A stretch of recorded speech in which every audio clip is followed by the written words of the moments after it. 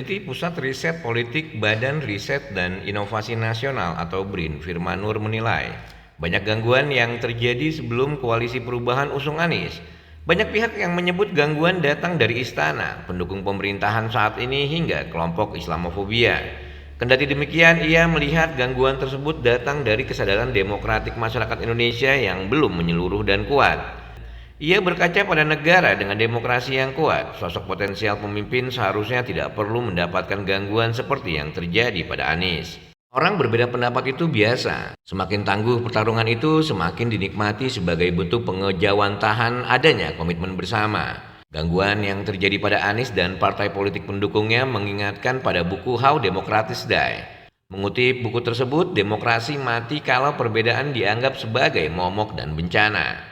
Demokrasi juga akan semakin lemah jika mereka yang berkuasa menggunakan seluruh perangkatnya untuk membunuh kalangan yang berseberangan.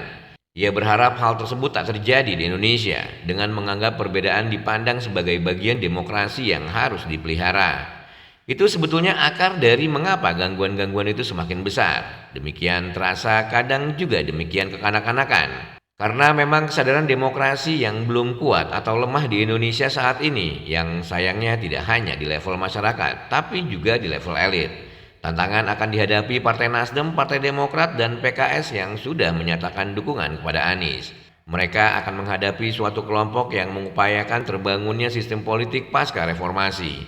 Inti dari sistem politik pasca reformasi adalah post-demokrasi yang terindikasi dari semakin turunnya indeks demokrasi. Budaya politiknya pesimis atau terbuka terhadap keinginan kekuasaan yang seakan menjadikan perangkat pemerintahan sebagai alat menjegal lawan politiknya.